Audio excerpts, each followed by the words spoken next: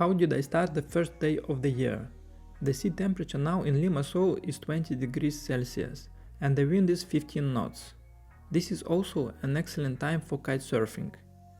I've been kitesurfing for 2 years and I can tell the difference between a novice and an average rider.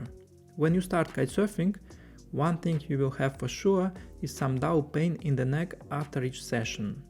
This is happening because you are constantly looking up at the kite.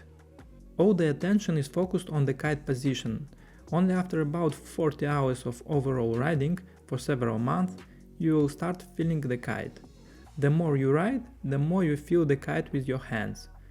With your hands, you begin to feel how tight it is and where it is directed. For the first several months, most of the time you will be looking up at the kite. This leads to some pain in the neck, which is normal. Sometimes you will have to look in the direction of the sun to find where the kite is located. However, after some time you will notice that you are looking up at the sky not so often. More focus will start to shift to other things. It's like when you are a young car driver. It's difficult to concentrate on driving and at the same time to speak to the person.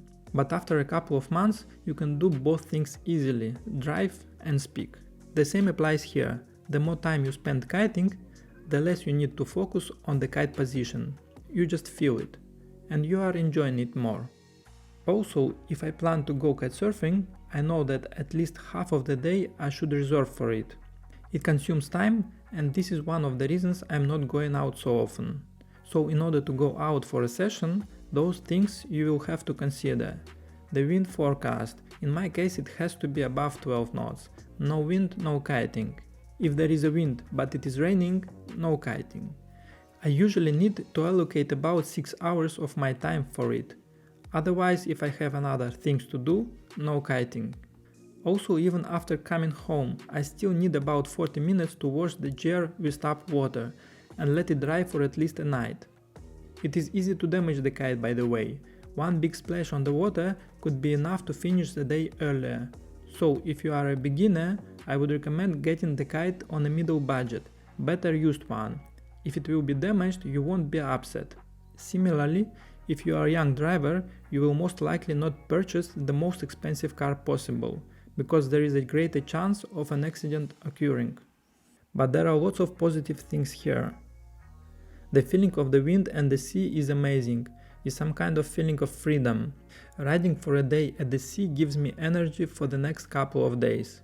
Also, it consumes a lot of physical energy and I would say it can replace training day in a gym. I noticed that with a regular waist harness, I have back pain if I ride a lot during the day. So what is working for me? I often use a seat harness. It's not that comfortable, but I don't have back pain and seat harness works well for me. If you are planning to start kitesurfing, I would recommend definitely go for it. At least take a beginner's course. With a teacher, you will be more or less safe. You don't need to get any gear for the lessons. It will be provided for you. And you will definitely know if kitesurfing is right for you.